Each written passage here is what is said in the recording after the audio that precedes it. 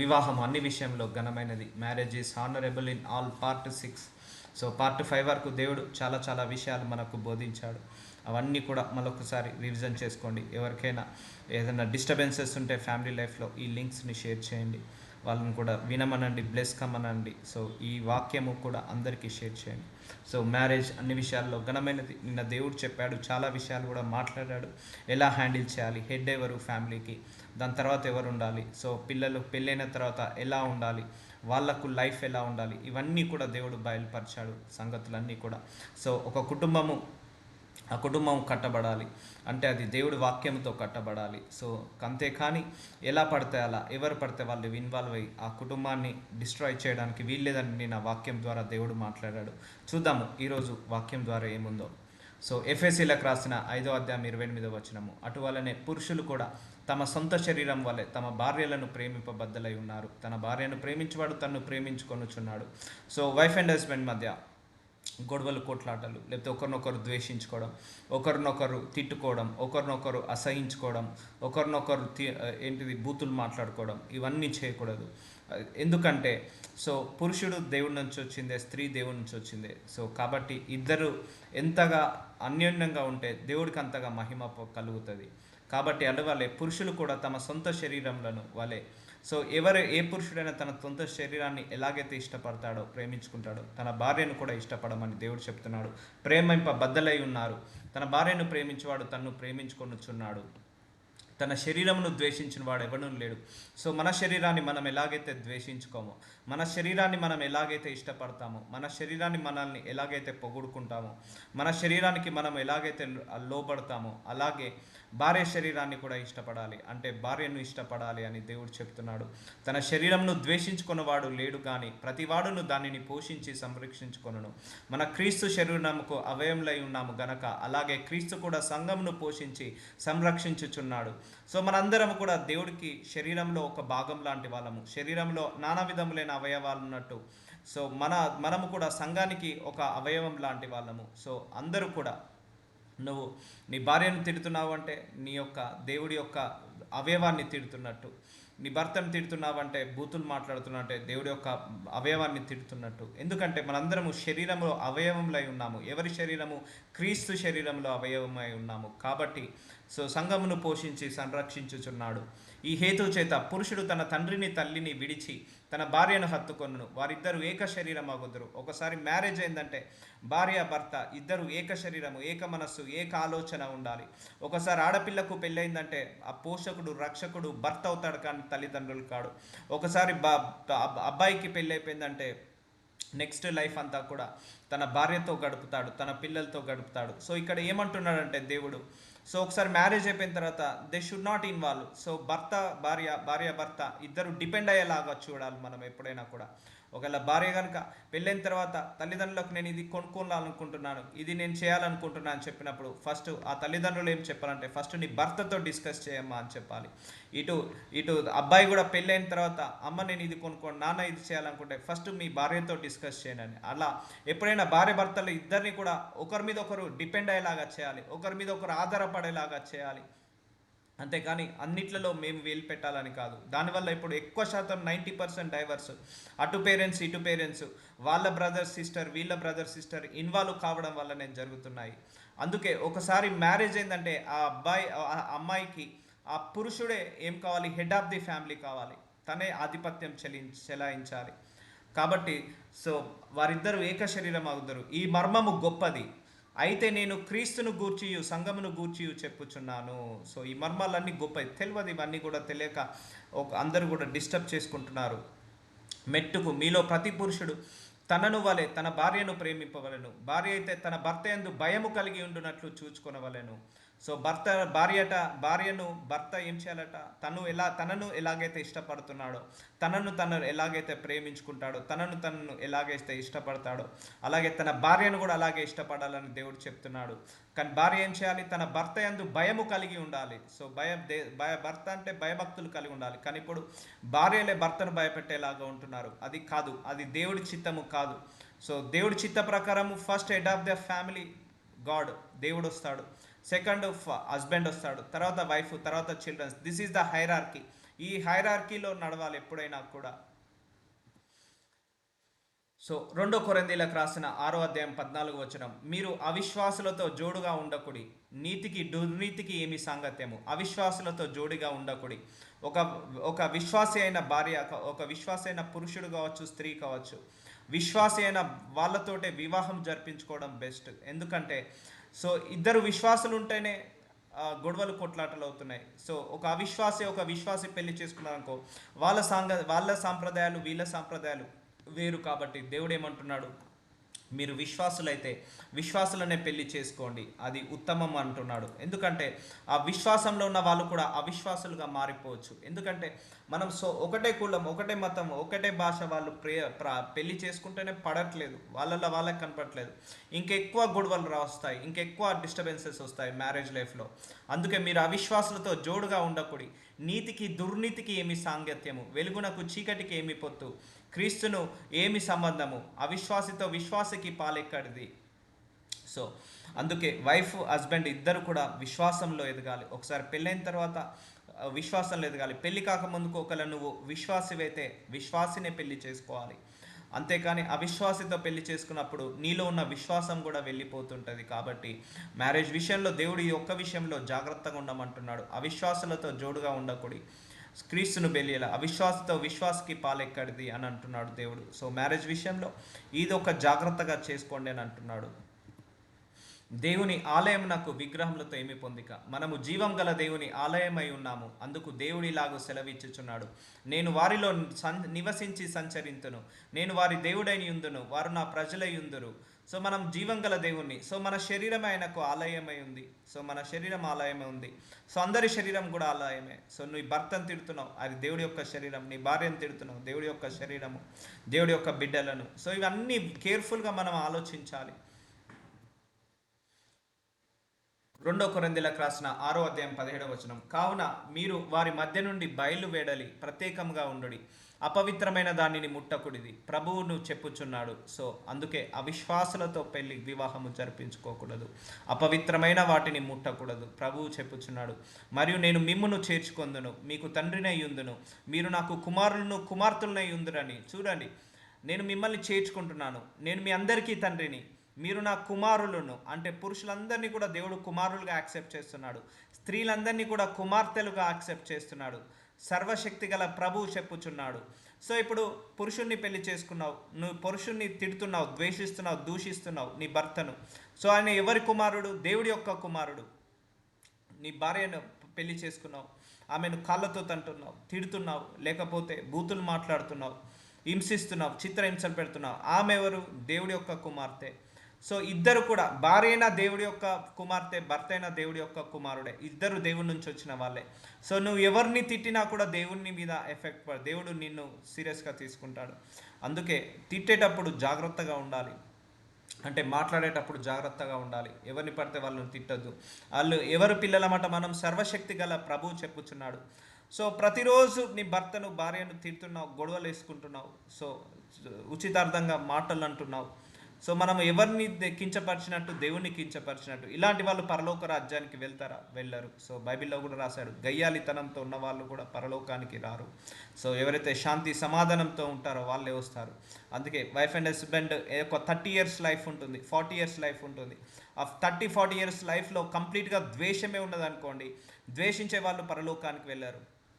కంప్లీట్గా కొట్లాటలు గొడవలే ఉన్నాయి, అలాంటి వాళ్ళు పరలోకానికి వెళ్ళరు. సో నిన్ను, నీ ఆత్మీయ జీవితాన్ని ఆపాడేది, నీ పరలోకానికి వెళ్ళకుండా ఆపేది కూడా నీ యొక్క కుటుంబం ద్వారా కూడా అది ఆగిపోవచ్చు.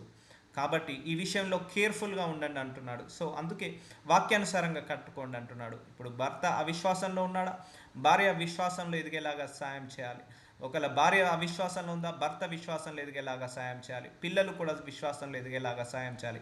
అందరూ కూడా విశ్వాసంలో ఎదిగినప్పుడు అందరూ కూడా డిస్టర్బెన్సెస్ తక్కువ అవుతాయి. ఇప్పుడు ఫర్ ఎగ్జాంపుల్ ఈ వాక్యం మీరు గత కొన్ని రోజులుగా ఈ వాక్యాన్ని వింటున్నారు. సో భార్య కావచ్చు, భర్త కావచ్చు, మీ లైఫ్ పార్ట్నర్ వినట్లేదు. సో మీరే వాక్యం విని నేర్చుకున్నారు, ఎదిగారు, కానీ మీ లైఫ్ పార్ట్నర్ వినలేదు, ఎదగలేదు. సో ఆయన నుంచి శోధనలు వస్తాయి. అందుకే విశ్వాసంలో అందరూ ఎదగాలి. ఎదిగినప్పుడే డిస్టర్బెన్సెస్ రావు. సో ఇంట్లో 10 మంది ఉన్నారు, 9 మంది విశ్వాసంలో ఉండి ఒక్కరు అవిశ్వాసంలో ఉన్నా కూడా ఆ ఒక్కడి వల్ల 9 మందికి డిస్టర్బెన్సెస్ వస్తాయి. కాబట్టి అందరూ అవిశ్వాసంలో ఎదిగినప్పుడు ఈ డిస్టర్బెన్సెస్ రావు. సో మనందరికీ తండ్రి ఎవరు? దేవుడు. సో మనందరం ఆయన పిల్లలము కాబట్టి సో ఒకరికొకరు తిట్టుకుంటే ఆయన పిల్లల్ని తిట్టినట్టే. సో ప్రసంగి 4:12 ఒంటరియగు ఒకని మీద మరి ఒకడు పడిన ఎడల ఇద్దరు కూడి వాడిని నెదిరింపగలరు. సో ఇద్దరు కూడి వాడిని ఎదిరింపగలరు. సో ఇప్పుడు లైఫ్ అన్నాక కష్టాలు, సుఖాలు, బాధలు, కన్నీళ్ళు, కష్టాలు, అవమానాలు, నిందలు, లాభాలు, నష్టాలు అన్నీ ఉంటాయి. సరే, ఏ కష్టం వచ్చినా ఏ బాధ వచ్చినా కూడా ఇద్దరు కూడి నిద్రింపగలరు. ఇద్దరు కలిసి భరించండి, ఇద్దరు కలిసి ఎదుర్కోండి అంటున్నాడు. కష్టం వచ్చిందా ఇద్దరు కలిసి ఎదుర్కోండి, సుఖం వచ్చిందా ఇద్దరు కలిసి అనుభవించండి, బాధ వచ్చిందా ఇద్దరు కలిసి అనుభవించండి. సో సంతోషం వచ్చిందా ఇద్దరు కలిసి ఆనందించండి. సో లాభం వచ్చిందా ఇద్దరు కలిసి ఆ లాభాన్ని అనుభవించండి. నష్టం వచ్చిందా ఇద్దరు కలిసి ఆ నష్టాన్ని అనుభవించండి. అందుకే ఒంటరిగా ఒకడి మీద మరి ఒకడు పడిన ఎడల ఇద్దరు కూడి వాణ్ణి నిద్రింపగలరు. 3 పేటల త్రాడు త్వరగా తెగిపోదు కదా. ఒక దారం అయితే ఈజీగా తెంపగలుగుతాము, అదే పెద్ద తాడు ఉంది దాన్ని తెంపలేము, బాగా బలంగా ఉంటుంది. అలాగే వైఫ్ అండ్ హస్బెండ్ ఇద్దరు కలిస్తే ఆ కుటుంబము చాలా స్ట్రాంగ్గా ఉంటుంది. సో అందుకే కుడి చేయి ఎడమ చేయి కలిస్తేనే చప్పట్లు కొట్టినట్టు, కుడి చేయి ఎడమ చేయి కలిస్తేనే గొప్ప ఏంటిది ఏ పనైనా చేయగలుగుతాము. ఒక్క చేయి లేకపోయినా కూడా ప్రాబ్లమే. అందుకే వైఫ్ అండ్ హస్బెండ్ అలా ఇద్దరు కలిసి ఉండాలి. ఇద్దరు కలిసి కష్టం వచ్చిందా ఇది నా హస్బెండ్ కష్టము ఆయననే భరించని, లేకపోతే లాభం వచ్చిందా నేను ఇన్వాల్వ్ అవుతాను, నష్టం వచ్చిందా ఇది నా నష్టం కాదు నా వైఫ్ నష్టము, నా భార్య నష్టము, అలా అనకూడదు. సో అనారోగ్య సమస్య వచ్చిందా ఆయన్నే అనారోగ్య సమస్య నాకేంటి ప్రాబ్లము, లేదా ఈమెకు అనారోగ్య సమస్య నాకేంటి ప్రాబ్లము. సో అలా ఉండకూడదు. సో కష్టం వచ్చినా ఇద్దరు కలిసి బేర్ చేయాలి, ఫేస్ చేయాలి దాన్ని. నష్టం వచ్చినా ఇద్దరు కలిసి ఫేస్ చేయాలి, సంతోషం వచ్చినా ఇద్దరు కలిసి ఆనందించాలి. సో అంటే ఒంటరిగా ఉన్నప్పుడు కాకుండా ఇద్దరు కలిసినప్పుడు ఇంకా ఎక్కువగా స్ట్రెంగ్త్ పెరుగుతుంది. ఆ ఫ్యామిలీని కట్టడానికి స్టెమినా పెరుగుతుంది. ఒకరు వీక్ అయినప్పుడు ఒకరు అప్పు కావాలి, ఒకరు అప్ అయినప్పుడు ఒకరు స్ట్రెంగ్త్ కావాలి. సో అలా చేసుకుంటూ వెళ్ళాలి. ఇప్పుడు ఒకరికి అనారోగ్య సమస్య ఉన్నప్పుడు ఒకరు చూసుకోవాలి, ఇంకొకరికి అనారోగ్య సమస్య ఉన్నప్పుడు ఇంకొకరు చూసుకోవాలి. సో ఒకరు బాధలు ఉన్నప్పుడు ఇంకొకరు దాన్ని తీసివేయాలి, ఇంకొకరు బాధలు ఉన్నప్పుడు ఇంకొకరు తీసేయాలి. So that is the life will happen. ఇలాంటి జీవితం కావాలని దేవుడు కోరుకుంటున్నాడు.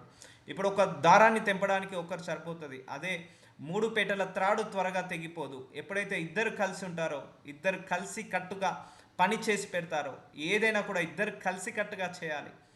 అప్పుడు ఆ యొక్క కుటుంబము స్ట్రెంగ్త్ ఉంటుంది. పిల్లల్ని పెంచేటప్పుడు కూడా ఇద్దరు కలిసి పెంచాలి, ఇద్దరు కలిసి సంపాదించాలి, ఇద్దరు కలిసి ఆ కుటుంబాన్ని కట్టాలి, భార్య భర్తలు. సో దీంట్లో వాళ్ళిద్దరి పోర్షన్ చాలా చాలా ఇంపార్టెంట్. సో ఇది వదిలేసి చాలామంది పిల్లల్ని కనేసి వదిలేసి బయట వాళ్ళు తిరుగుతున్నారు. సో అది కరెక్ట్ కాదు. సో అందుకే ఇద్దరు కలిసి చేయాలి ఏదైనా. సో భర్తకు బాధ వచ్చిందా ఈ బాధ ఆయనదే పడని అని వదిలేదు, భార్యకు అనారోగ్య సమస్య వచ్చిందా ఈ అనారోగ్యం ఆమెదే అని పడేయద్దు. సో ఇద్దరు కలిసి ఒకరు తక్కువ ఉన్నప్పుడు ఒకరు అప్పు కావాలి, ఒకరు అప్పు ఉన్నప్పుడు ఒకరు డౌన్ ఉండాలి. సో అలా కోఆర్డినేషన్లో వెళ్ళిపోవాలి, అండర్స్టాండింగ్లో వెళ్ళిపోవాలి, కానీ ఎప్పుడు కూడా డిస్టర్బెన్సెస్గా వెళ్ళకూడదు. సో మార్కు సువార్త 10:2 పరిసయ్యులు ఆయన యొద్దకు వచ్చి ఆయనను శోధించుటకు పురుషుడు తన భార్యను విడనాడుట న్యాయమా అని ఆయనను అడిగిరి. సో అడుగుతున్నారు యేసు ప్రభు వారి దగ్గరికి కొంతమంది పెద్ద మనుషులు వచ్చారట. వచ్చి పురుషులట భార్యను విడనాడుట న్యాయమా అంటే విడిచిపెట్టడము అది కరెక్టేనా అని అడుగుతున్నారు.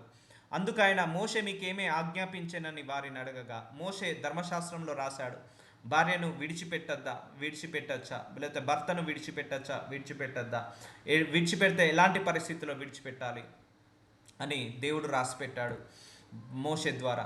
పరిత్యాగ పత్రిక వ్రాయించి ఆమెను విడనాడవలనని మోషే సెలవిచ్చాను చెప్పగా, పరిత్యాగ పత్రిక అంటే డైవర్స్. ఒకవేళ నీ భార్యను విడిచిపెట్టాలనుకుంటే డైవర్స్ అనేది ఇవ్వాలి. సో అది ఇస్తే విడిచిపెట్టచ్చు అని మోషే సెలవిచ్చాడు. యేసు మీ హృదయ కాఠిన్యాన్ని బట్టి అతడు ఆజ్ఞ మీకు రాసి ఇచ్చెను. సో గాని సృష్టాది నుండి వారిని పురుషునిగాను స్త్రీనిగాను కలుగజేసెను. ఈ హేతువు చేత పురుషుడు తన తల్లిదండ్రులను విడిచిపెట్టి తన భార్యను హత్తుకొనును. సృష్టి ఆది నుండి దేవుడు పురుషుని స్త్రీని ఇద్దరిని కలగచేసింది ఆయనే.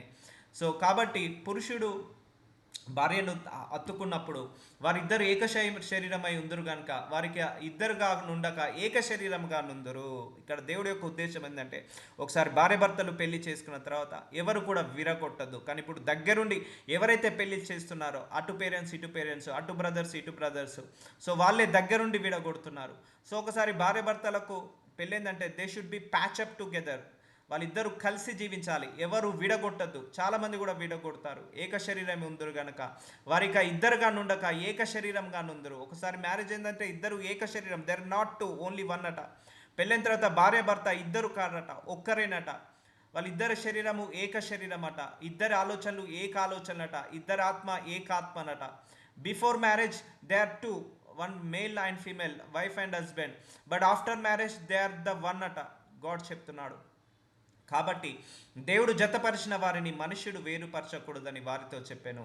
సో దేవుడు ఒకసారి వివాహము నిశ్చయించి, వివాహము జరిగింది, చర్చిలో జరిగింది వివాహము. సో అదంతే దైవుడి చిత్తము. దానిని ఏ మనిషి కూడా విడగొట్టద్దు. వీలైతే వాళ్ళను ప్యాచప్ చేయాలి, కలపాలనే ట్రై చేయాలని దేవుడు చెప్తున్నాడు. మనుషుడు వేరుపరచకూడదని వారితో చెప్పాను. ఒకసారి దేవుడు జతపరిచిన వారిని మనుషుడు వేరుపరచకూడదు. So as per the Bible, divorce is not a God's will. ఇప్పుడు అర్థమవుతుందా? ఇక్కడ పెద్ద మనుషులు ఏం అడుగుతున్నారు? ఆమెను విడనాడవచ్చా అని అడుగుతున్నారు. ఆయనను శోధించుటకై భార్యను విడనాడుట న్యాయమా? పురుషుడు, అది కరెక్ట్ కాదు. చాలామంది కూరలో ఉప్పు వేయలేదని, లేకపోతే ఆ వంటలు సరిగా చేయలేదని, లేకపోతే భార్య లావైందని, లేకపోతే భర్తకు పెళ్లికి ముందు ఉద్యోగం ఉందని, పెళ్లి తర్వాత లేదని, లేకపోతే భార్యకు ఆస్తులు ఉన్నాయని, తర్వాత పెళ్ళైన తర్వాత ఆస్తులు లేవని, పెళ్లికి ముందు కట్నం తక్కువగా తెచ్చిందని, లేకపోతే పెళ్ళైన తర్వాత లావైందని, లేకపోతే పెళ్లికి ముందు తెల్లగా ఉండే ఇప్పుడు తర్వాత నల్లగా ఉండదని, ఇలాంటి రీజన్స్ వల్ల కూడా డైవర్స్కి ఎక్కాయి. చాలామంది డైవర్స్ తీసుకున్నారు. అది కరెక్ట్ కాదు. డైవర్స్ తీసుకోవడం దేవుడు చిత్తము కాదు. ఈ వాక్య ప్రకారము దేవుడు జతపరిచిన వారిని మనుషుడు వేరుపరచకూడదు. సిల్లి రీజన్స్కి కోర్టు మెట్టుకెత్తుతున్నారు. సిల్లి రీజన్స్కి, చిన్న చిన్న వాటికి కూడా డైవర్స్ తీసుకుంటున్నారు. సో పెళ్ళైన 1-2 monthsకే డైవర్స్ తీసుకున్న వాళ్ళు ఉన్నారు, అప్లై చేసిన వాళ్ళు ఉన్నారు. So as per the Bible, divorce is not a God's portion, God's will. దేవుడు చిత్తము కాదు. చిన్న చిన్న వాటికి అన్నం సరిగా వండలేదని, లేకపోతే కూర సరిగా వండలేదని, లావైందని, సన్నగైందని, ఆస్తులు పెళ్ళికి ముందున్నాయి, పెళ్ళి తర్వాత ఆస్తులు లేవని, కట్నం తక్కువ తెచ్చిందని. సో ఇలా ఎన్నో రీజన్స్ తోటి విడిపోతున్నారు. సో వాళ్ళందరూ కూడా పరలోకానికి వెళ్ళరు, నరకానికి వెళ్తారు. ఎందుకంటే ఒకసారి మ్యారేజ్ అయిపోయిందంటే నువ్వు రిలీజ్ చేసావనుకో నీ భార్యను భర్తను, ఏమవుతుందో చూద్దాం. మార్కు సువార్త 10వ అధ్యాయం 10వ వచనం. ఇంటికి వచ్చి శిష్యులు ఈ సంగతిని గూర్చి ఆయనను మరలా అడిగిరి. అందుకైన తన భార్యను విడనాడి మరి ఒకతను పెళ్లి చేసుకున్నవాడు తాను విడనాడిన ఆమె విషయమై వ్యభిచరించువాడగను. చూసారా, ఉట్టి పుణ్యానికి భార్య మీద నిందలు వేసి, చెప్పుడు మాటలు విని భార్యను వదిలేసి ఇంకో ఆమెను చేసుకున్నావు అనుకో, ఆ అమ్మాయితో నువ్వు ఏం చేస్తున్నావట, భర్త ఏం చేస్తున్నాడట? వ్యభిచారము.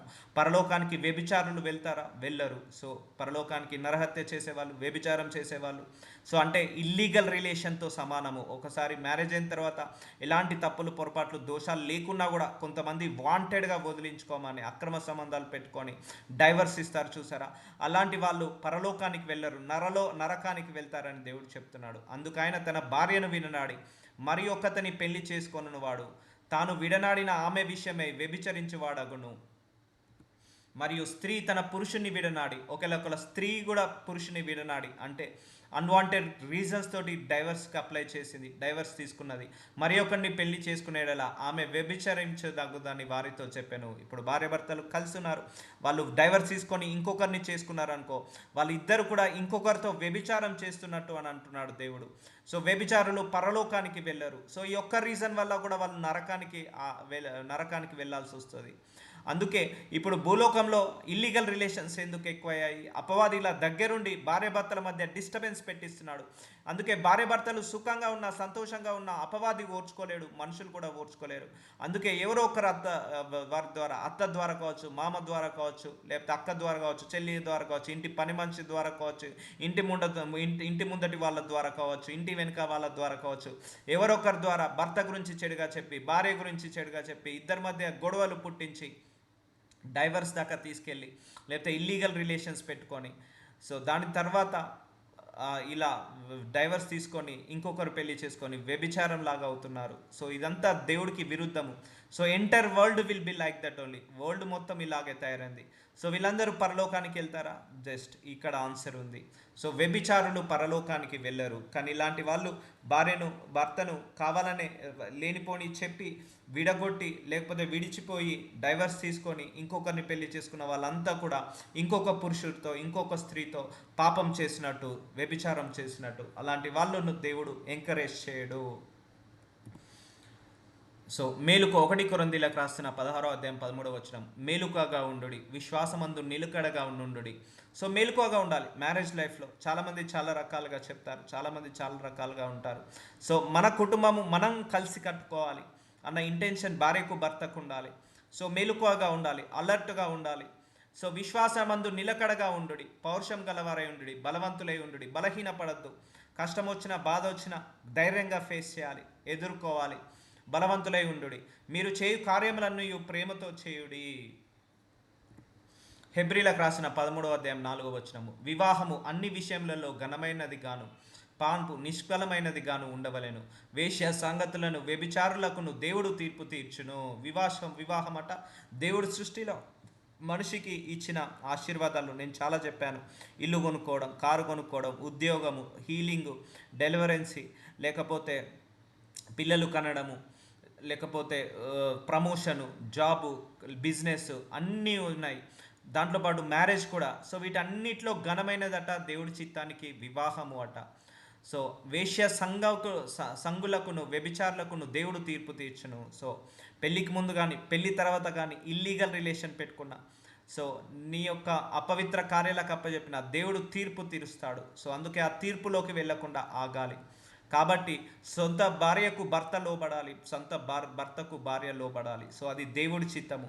సో ఒకసారి మ్యారేజ్ అయిపోయిందంటే మైండ్లో కూడా వేరే పరాయి పురుషుని గురించి ఆలోచించద్దు. ఒకసారి మ్యారేజ్ అయిందంటే మైండ్లో కూడా పరాయి స్త్రీ గురించి ఆలోచించద్దు. వీళ్ళందరినీ కూడా దేవుడు ఏం చేస్తాడట? తీర్పు తీరుస్తాడట. తీర్పు అంటే ఇక జడ్జిమెంట్ రోజు డైరెక్ట్ నరకమే. సో ఇలా వ్యభిచారం చేసే వాళ్ళు భార్య భర్తల మధ్య గొడవలు పెట్టుకొని ఏ రీజన్ లేకుండా కూడా డైవర్స్ తీసుకునే వాళ్ళు, ఇంకొకరిని వివాహం చేసుకునే వాళ్ళు ఇప్పుడు సంతోషంగా చేసుకుంటున్నారు. 2 వివాహాలు 3 వివాహాలని సంతోషంగా చేసుకుంటున్నారు బయట జనాలు. కానీ దేవుడు ఒక రోజు తీసుకొస్తాడు, తీర్పు తీర్చే రోజు. ఆ రోజు అందరినీ కూడా నిత్య నరకాగ్నిలో వేస్తాడు. సో ఇదంతా గాడ్స్ లా, దేవుడి యొక్క లా. కానీ ఇప్పుడు అంతా కూడా దేవుడికి చిత్తానికి వ్యతిరేకంగా జరుగుతుంది. కాబట్టి దేవుడు వాళ్ళందరికీ కూడా తీర్పు తీరుస్తాడు. అందుకే మనం అనుకుంటాము మనం చేసేది కరెక్ట్ అనుకొని అందరినీ మనం దూషిస్తాము, ద్వేషిస్తాము, వెనకాల వెన్నుపోట్లు పొడుస్తాము. చాలామంది కూడా భర్త లేనప్పుడు భార్యలకు ఎక్కిస్తారు, భార్య లేనప్పుడు భర్త మీద చెప్తారు. సో ఇలా చెప్పి డిస్టర్బెన్సెస్ క్రియేట్ చేశారు. వాళ్ళను కూడా దేవుడు తీర్పులోకి తీసుకొస్తాడు. అంతేకాని ఎప్పుడైనా ఒకరికి మంచి చెప్పి కలపాలి, కానీ చెడు చెప్పి ఇద్దరిని విడదీయద్దు. సో కాబట్టి వీ నీడ్ టు కేర్ఫుల్. అందుకే ఏ మ్యారేజ్ లైఫ్లోకి ఇంటర్ఫియర్ కావద్దు. ఎవరు కూడా డోంట్ ఇంటర్ఫియర్. ఎవరు కూడా వేరే వాళ్ళ మ్యారేజ్ లైఫ్లోకి ఇంటర్ఫియర్ కావద్దు. తర్వాత వాళ్ళు బాగుంటారు, తర్వాత మధ్యలో పోయిన వాళ్ళకే ప్రాబ్లమ్స్ వస్తాయి. సో హెబ్రీలకు రాసిన 13వ అధ్యాయం 5వ వచనం, ధనాపేక్ష లేని వారే మీకు కలిగిన వాటితో తృప్తి పొంది ఉండుడి. సో దేవుడు ఏది ఇచ్చాడో దాంతో తృప్తి కలిగి ఉండండి. నీ భార్యకు ఇంతే శాలరీ, నీ భర్తకి ఇంతే శాలరీ, నీ భార్య నీకు ఇంతే ఆస్తి కలిగి ధనాపేక్ష లేని వారే మీకు కలిగిన వాటితో తృప్తి పొంది ఉండుడి. అంతేకాని పక్కింటి ఆవిడ 10 తులాల బంగారం కొనుక్కున్నది, ఎదురింటాయనే ఒక పెద్ద కారు కొనుక్కున్నాడు, లేకపోతే వాళ్ళ పిల్లలు ఫారెన్కి వెళ్ళి చదువుకున్నారు. సో అలాంటి కంపారిజన్ వద్దు. మ్యారేజ్ లైఫ్లో ఎవరికి ఇవ్వాల్సింది దేవుడు వాళ్ళకి ఇస్తాడు. ధనాపేక్ష లాని వారి అంటే ఇంకొకరితో కంపేర్ చేసుకోవద్దు. వాళ్ళు 3 ఫ్లోర్ల బిల్డింగ్ కట్టిండు, నువ్వు 2 ఫ్లోర్ల బిల్డింగ్ కట్టాలి, 4 ఫ్లోర్ల బిల్డింగ్ కట్టాలని భర్తలను అలా హింసించద్దు, అప్పులపాలయ్యేలాగా చేయొద్దు. వాళ్ళు ఒంటి నిండా బంగారం వేసుకొని తిరుగుతున్నారు, ఇంటి నిండా బంగార వస్త్రాలు ఉన్నాయి, వాళ్ళు పట్టు వస్త్రాలు ఉన్నాయి, నాకు బంగారం కొని, నాకు పట్టు వస్త్రాలు కొని, ఇలా ధనాపేక్ష కలిగిన వాళ్ళే కాకుండా తృప్తి పొంది ఉండుడి. ఎంత జీతం వస్తుందో దాంట్లో జీతం ఎంత, చదువుకునేది ఎంత, రెంట్ ఎంత, ఉన్న దాంట్లో నువ్వు అడ్జస్ట్ చేసుకో. కానీ వీళ్ళని కంపేర్ చేసుకొని భర్తని హింసించి లేకపోతే భార్యను హింసించి ఆ డబ్బు అనే మైకంలో పడి రిలేషన్స్ని పాడు చేసుకోవద్దు అని చెప్తున్నాడు దేవుడు. సో వాళ్ళందరూ అన్ని కొనుక్కుంటున్నారు, నువ్వు నాకు కొనియవా, వాళ్ళందరూ అన్నీ చేస్తున్నారు, నాకు చేయవా. సో వద్దు, ఎందుకంటే ఒకరి లైఫ్లో ఒకరికి ఎక్కువ ఉండొచ్చు, ఒకరు తక్కువ ఉండొచ్చు, ఇక్కడితో కంపేర్ చేసుకోకూడదు. సో ఒకరు 10 లక్షలు సంపాదించవచ్చు నెలకు, ఒకరు 1,00,000 సంపాదించవచ్చు. అందరూ 10 లక్షలు సంపాదించాలని గ్యారంటీ లేదు కదా. సో అలా సంపాదించాలనుకుంటే అక్రమాలు అన్యాయాలు చేయాల్సి వస్తుంది. కాబట్టి మ్యారేజ్ లైఫ్లో వైఫ్ అండ్ హస్బెండ్ ఎంత శాలరీ వచ్చిందో దాంట్లో ఉన్న దాంట్లోనే తృప్తి పొంది ఉండు. కానీ వాళ్ళు 5 సీటర్ల కారు కొనుక్కున్నారు, నేను 7 సీటర్ కారు కొనుక్కోవాలి. వాళ్ళు డూప్లెక్స్ బిల్డింగ్ కొనుక్కున్నారు, నేను 4 ప్లెక్స్ బిల్డింగ్ కొనుక్కోవాలి. ఇలాంటి కంపారిజన్ వద్దు.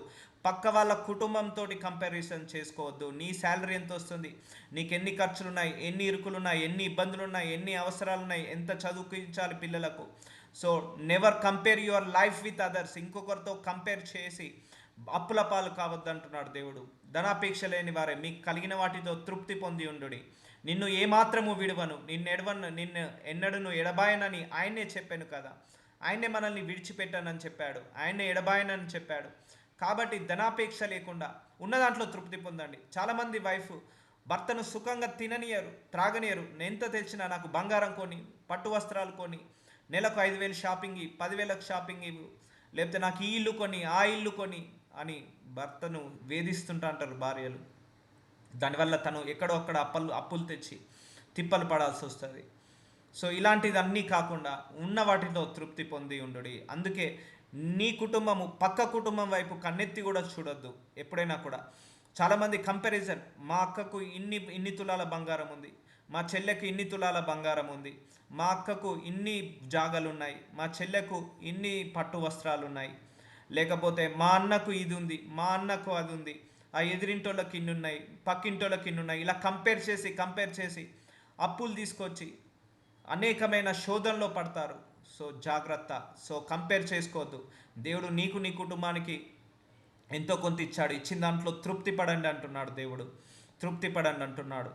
కాబట్టి ఎప్పుడైనా మ్యారేజ్ లైఫ్లో నీ కంపారిజన్ ఎవరితో ఉండదు. అవును, ఒకరు అప్లో ఉండొచ్చు, ఒకరు డౌన్లో ఉండొచ్చు. నీకు దేవుడు ఎంతో కొంత ఇచ్చాడు కదా, ఉన్న దాంట్లో తృప్తి చెందు. లేని దాని గురించి కాళ్ళు చాపడం ఎందుకు. సో అందుకే నిన్ను ఏమాత్రము విడవను ఎడబాయనని ఆయననే చెప్పాను. సో 1 కొరింథీయులకు రాసిన 13వ అధ్యాయం, మనుషుల భాషలతోనూ దేవదూతల భాషలతోనూ నేను మాట్లాడినను, ప్రేమ లేని వాడనైతే మ్రోగుడు కంచము గనగల్లాడు తాలేనై ఉన్నాను. సో ఎంత సంపాదించిన కుటుంబంలో భర్త ఒక 100 కోట్లు సంపాదించాడు, కానీ ఇంట్లో సుఖము లేదు, భార్య నుంచి ప్రేమ లేదు, లేకపోతే భార్య చాలా గుణవంతురాలు, శక్తిమంతురాలు, మంచి చదువుకున్నది, మంచి కుటుంబం నుంచి వచ్చింది, భర్త సరిగా చూసుకోడు, అది వ్యర్థమే.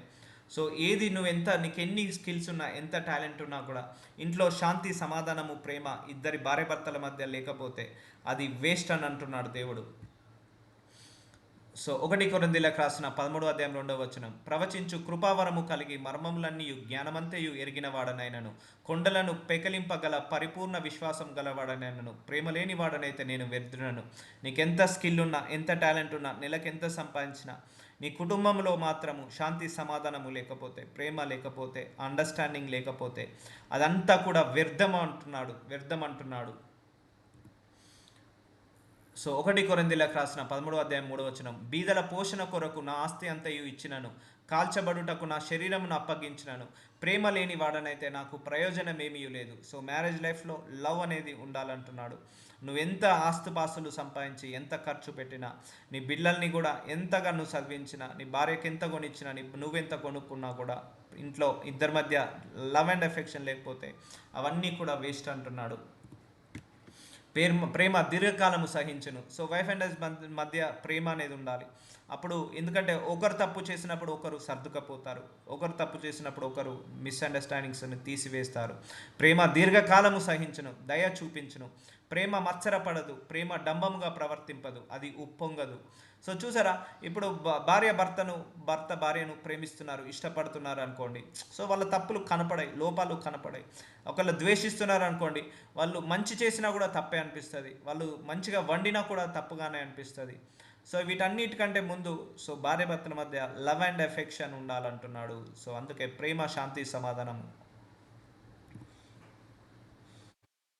సో అమర్యాదగా నడవదు. ఏది ప్రేమ స్వప్రయోజనమును విచారించుకొనదు, త్వరగా కోపడదు. ఇప్పుడు ఏమైనా వచ్చినా కూడా తొందరగా రియాక్ట్ అవుతారు. భర్త మీద తొందరగా రియాక్ట్ అయి తిట్టడం, భార్యను తొందరగా రియాక్ట్ అయి తిట్టడం, ఇదంతా ప్రేమ లేకపోవడం వల్లనే.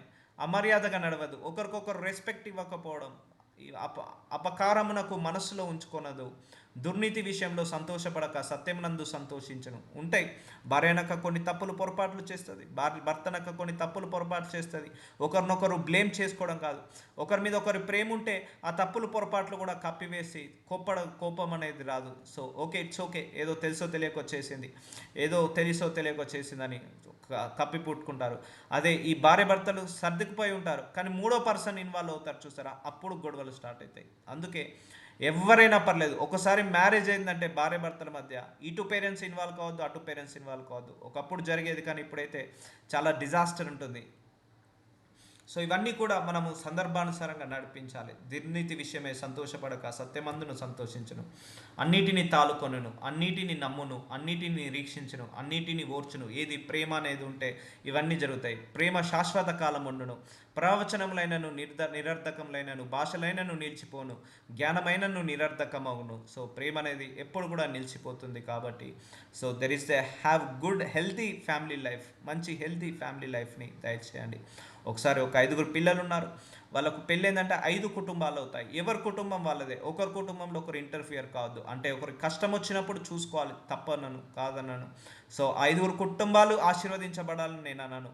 సో ఒక కుటుంబము అప్లో ఉండొచ్చు, ఒక కుటుంబము డౌన్లో ఉండొచ్చు, ఒక కుటుంబంలో అనారోగ్య సమస్యలు ఉండొచ్చు, ఒక కుటుంబంలో వేరే సమస్యలు ఉండొచ్చు, ఒకరు ఎక్కువగా సంపాదించవచ్చు, ఒకరు తక్కువగా సంపాదించవచ్చు, కానీ ఒకరికొకరు కంపేర్ చేసుకోవద్దు. సో ఇది నేను, నా భర్త, నా దేవుడు బై గాడ్ గ్రేస్ ఆయన ఇంతే ఆశీర్వదించాడు, నేను ఇంతే ఓకే, ఇంకా ఎక్కువ ఆశీర్వదించినా సంతోషపడతాను. కానీ అన్నతోటో, తమ్ముడితోటో, అక్కతోటో, చెల్లెతోటో, వాళ్ళతో వీళ్ళతో కంపేర్ చేయదు. ఎందుకంటే మన చేతికున్న 5 వేళ్ళే 5 రకాలుగా ఉంటాయి.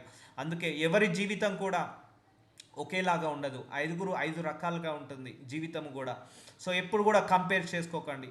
ఒక తల్లిదండ్రులకు 5 పిల్లలు ఉంటే వాళ్ళ 5 జీవితాలు ఒక్కొక్కరు లాగా ఉంటాయి, కానీ అందరిది ఒకేలాగా ఉండదు. ఉండాలని కోరుకోవడం మన తప్పు. మన 5 వేళ్ళు కూడా ఒకటేలాగా ఉంటే మన 5 వేళ్ళు కూడా పని చేయలేము కరెక్ట్గా. ఒకసారి ఆలోచించండి, మన 5 వేళ్ళే సమానంగా ఉన్నాయనుకోండి, కరెక్ట్గా మనము దేనైనా పట్టుకోగలుగుతామా? మన 5 వేళ్ళు సమానంగా ఉంటే దేనైనా మనం మోయగలుగుతామా? మన చూడడానికి కూడా బాగుంటుందా? బాగుండదు. సో ఈ 5 దేవుడు ఒక్కొక్క సామర్థ్యం కోసం పుట్టించాడు. అంటే ఈ 5 కలిసినప్పుడే ఒక శక్తి వస్తుంది. అలాగే ఎప్పుడు కూడా ఒక తల్లిదండ్రులకు 5 పిల్లలున్నా, 10 మంది పిల్లలున్నా, 2 నలుగురున్నా కూడా ఎవరి లైఫ్ వాళ్ళదే, ఎవరి కుటుంబం వాళ్ళదే, ఎవరి బాధ్యతలు ఎవరు బరువు వాళ్ళదే. దేవుడు ఎంతో కొంత ఇస్తాడు, కొంతమందికి ఎక్కువ ఇవ్వచ్చు, తక్కువ ఇవ్వచ్చు. ఎక్కువ ఉన్న వాళ్ళు తక్కువ ఉన్న వాళ్ళని చూసి ఏడ్చుడు కాదు, తక్కువ ఉన్న వాళ్ళు ఎక్కువ ఉన్న వాళ్ళని చూసి ఏడ్చుడు కాదు. సో ఎవరికి ఉండేది స్తోమత వాళ్ళకు ఉంటుంది, ఎవరికి ఉండేది వాళ్ళకు ఉంటుంది. కాబట్టి నీ మ్యారేజ్ లైఫ్ నీదే, అది ఎవరితో కంపేర్ చేసుకోకు. సో వీళ్ళొచ్చి మాట్లాడతారు, చెప్తే వినొద్దు. ఎందుకంటే దేవుడు జ్ఞానం ఇచ్చాడు. నీ భర్త మీద అధికారం, నీ భార్య మీద అధికారం భర్తకే ఉండాలి. అటు ఆడబిడ్డలకు ఇవ్వద్దు, ఇటు ఆడబిడ్డలకు ఇవ్వద్దు, వాళ్ళకి ఇవ్వద్దు, వీళ్ళకి ఇవ్వద్దు. నీ భర్త మీద యొక్క ప్రేమ నీకు ఉండాలి. చాలామంది పని మనుషులు పోగానే భర్త గురించి మాట్లాడుతూ ఉంటారు, అది మాట్లాడొద్దు. గాడ్ ఇచ్చిన నిర్ణయం ఇది. సో లేకపోతే భార్య ఆఫీస్కి వెళ్ళగానే భార్య గురించి ఫోన్ చేసి చెప్తారు, అలాంటి ఎప్పుడు చేయకండి. ఇప్పటి వరకు చేశారేమో, ఇట్స్ ఓకే. వాక్యం ప్రత్యక్షమైంది కాబట్టి ఎవరినన్నా కూడా తను నా తాళి కట్టిన భర్త, తను నా భార్య, so I should protect, I should save అన్నట్టుగా వెళ్ళాలి. సో ఇవన్నీ కూడా అయిపోయినాయి. ఈ విలువలన్నీ, మ్యారేజ్ లైఫ్లో ఉన్న విలువలన్నీ పోయాయి, ఎప్పుడో పోయాయి. సో అందుకే many marriages are going to divorce. So ఏమంటున్నాడు దేవుడు ఇక్కడ? ప్రేమను యాడ్ చేయమంటున్నాడు. మ్యారేజ్ లైఫ్లో లవ్ అండ్ అఫెక్షన్ ఉండమంటున్నాడు. అది ఉంటే ఇద్దరి మధ్య ఎలాంటి పొరపాట్లున్నా, ఎలాంటి దోషాలున్నా, ఎలాంటి డిస్టర్బెన్సెస్ ఉన్నా వాటన్నీ కూడా సరిపెడుతుంది, కప్పిపెట్టేస్తుంది. సో నీ నెక్స్ట్ మ్యారేజ్ లైఫ్, నీ నెక్స్ట్ లైఫ్ అంతా కూడా బాగుంటుంది. ఇంకొకటి, డైవర్స్ దేవుడి చిత్తం కాదు.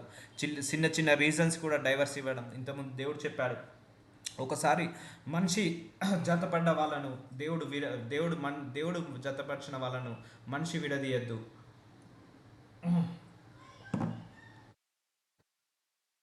అని దేవుడు చెప్పాడు. సో కాబట్టి చిన్న రీజన్స్కి సరిగా వంట వండట్లేదని, పెళ్ళిన తర్వాత లావ్ అయిందని, లేకపోతే పట్టించుకోవట్లేదని, ఇలా చిన్న వాటికి కూడా డైవర్స్ తీసుకోవద్దు. మనము కొంత మట్టుకు ఎరుగుదము, కొంత మట్టుకు ప్రవచించుతున్నాము, కానీ పరిపూర్ణమైనది వచ్చినప్పుడు పరిపూర్ణము కానిది నిరర్ధకమగును. ఇప్పటి వరకు మనకేదో తెలుసు అనుకొని చేస్తున్నాము.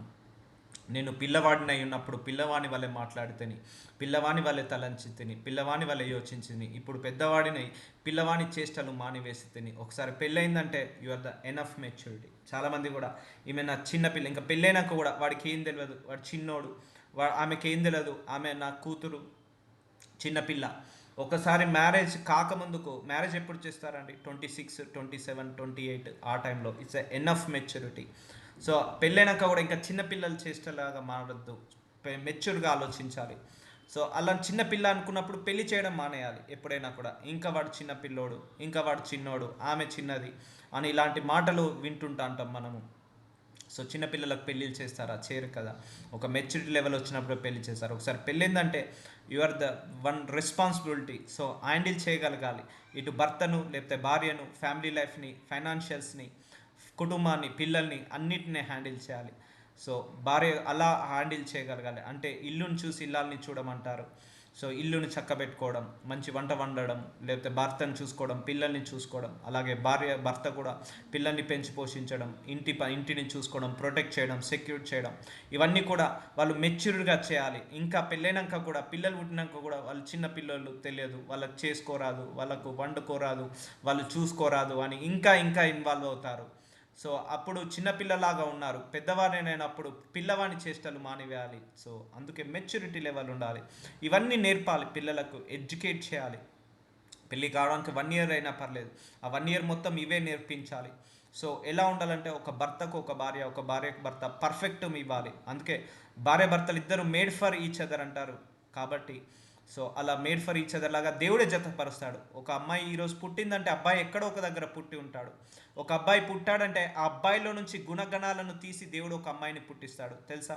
ఇప్పుడు ఆదాముని పుట్టిన తర్వాత ఆదాంలో నుంచి గుణగణాలను, ఆయన శరీరం నుంచి కొంత లక్షణాలను తీసి హవ్వాను పుట్టించాడు. అలాగే అబ్బాయి తగ్గట్టుగా అమ్మాయిని, అమ్మాయి తగ్గట్టుగా అబ్బాయిని దేవుడే క్రియేట్ చేస్తాడు.